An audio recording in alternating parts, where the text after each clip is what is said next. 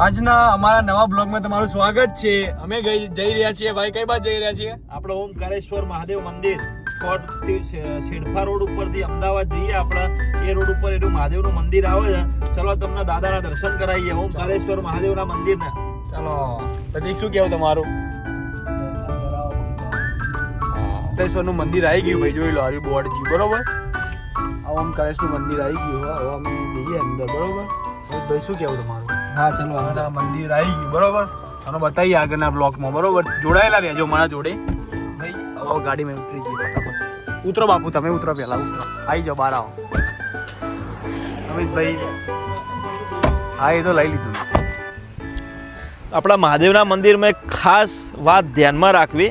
આ મંદિરના બહાર એક સારી રીતે ભરાયેલું છે, please remove your shoes, socks, belt and wallet before going in temple. આ વસ્તુ બધા લોકોએ જેટલા પણ મહાદેવના મંદિરોમાં જાઓ છો, આ વસ્તુ ખાસ ધ્યાન રાખવી. આપણા મહાદેવજીને ચામડાની વસ્તુ ગમતી નથી.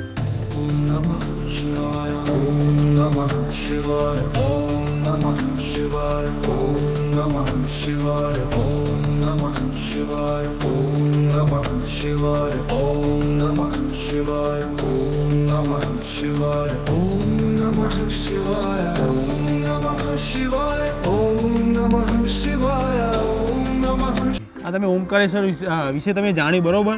તો તમે આની વિશેષતાઓ શું કહેવી છે? વિશેષતાઓમાં એવું છે કે આ મંદિર છે ને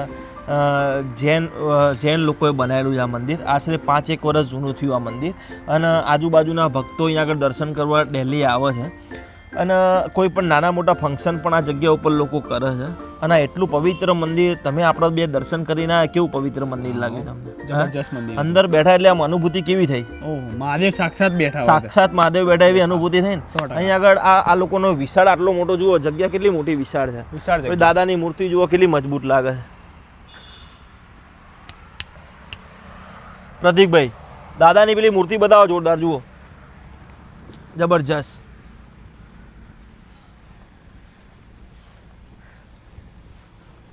અંદર આપણે બતાવીએ બધું. ચલો ભાઈ, ચલો નજીક જઈને આપણે મહાદેવની મૂર્તિ બતાવીએ. આજુબાજુમાં બધા ઝાડ ઉગાડેલા છે, બીલીપત્ર ને બધા. પછી આ હનુમાનજી મહારાજનું મંદિર છે, જુઓ ત્યાં આગળ. પછી આ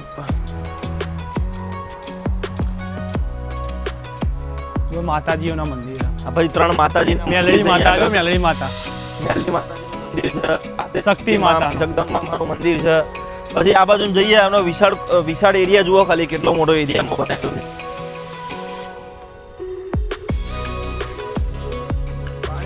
હા ભાઈ,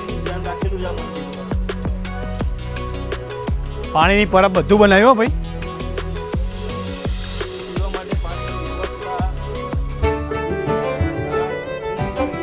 અહીંયા પાણી પીએ અમિતભાઈ આપણે.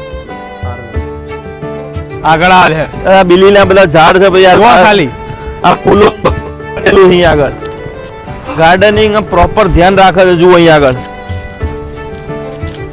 આપણે બધા દર્શનાર્થી જઈએ. જો અંદર માછલીઓ, દેડકા, આ જબરજસ્ત વસ્તુ અહીંયા જલ્દી જલ્દી અમિતભાઈ આ તો બતાવો. માછલીઓ, દેડકા બધું અંદર. આના અંદર તો હા, આ આખું બતાવો, આખું મસ્ત જગ્યા. ફોટા પાડવાની બહુ મજા આવે અહીંયા. ફોટા પાડવાની બહુ મજા આવે. બેસવા એ દાદા ઉંમરલાયક હોય એ લોકો અહીંયા આગળ બેસવા માટે મસ્ત જગ્યા.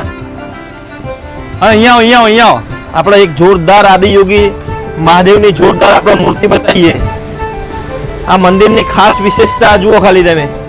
અહીંયા આગળ કેટલું આમ જોરદાર લાગે છે. જોરદાર. મહાદેવ મહાદેવ, બમ બમ ભોલે, જય જય ભોલે. હે ભોળાનાથ દાદા. એક બાજુ નંદી બેહાડે, આ જુઓ તમે. આ બાજુ નંદીઓ ખરી કેવા બેઠા નંદી. જો આ બાજુ જુઓ નંદી મહારાજ. પછી આ બાજુ જુઓ દાદા બેઠા, આપણા શિવલિંગ, જ્યોતિર્લિંગ કહેવાય સ્વરૂપે દાદા બેઠા. જુઓ, હા, બહુ જબરજસ્ત જગ્યા. તમને કહું અહીંયા આગળ મહત્વ શું તમને ખબર? જીવનનું મહત્વ વાપરો. જીવનનું મહત્વ યોગ છે. જો આ યોગ બધા બતાવ્યા. યોગા કરવા જો ત્યાં આગળ બધા યોગા બતાવેલા. યોગાસન ટોટલી 0-0. જુઓ, યોગા કરો, તમારું શરીર ફિટ રહે. શું કેવું ભાઈ? આ મંદિરમાં પૂરતું ધ્યાન રાખવામાં આવેલું છે.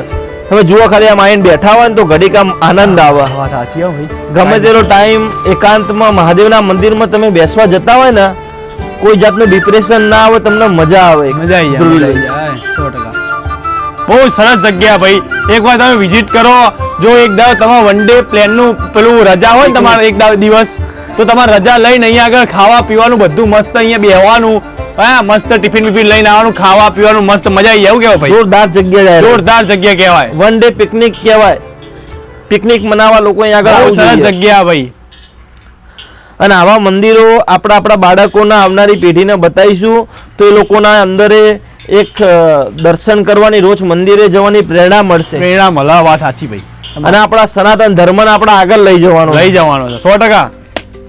આ એનું પ્રેરણા સ્વરૂપ કહેવાય આ મંદિર. મંદિર કહેવાય. અત્યારે હાલના સમયે કેવું લોકો મંદિરો ધ્વસ્ત કરી દે, તોડી કાઢે છે બધા, પણ આ જોયું તમે 5 વર્ષથી આ મંદિર બન્યું છે, હજુ અંડર મેન્ટેનન્સમાં છે, પણ જે ટાઈમે બનશે એ ટાઈમે કેટલું આમ જોરદાર લાગશે મંદિર.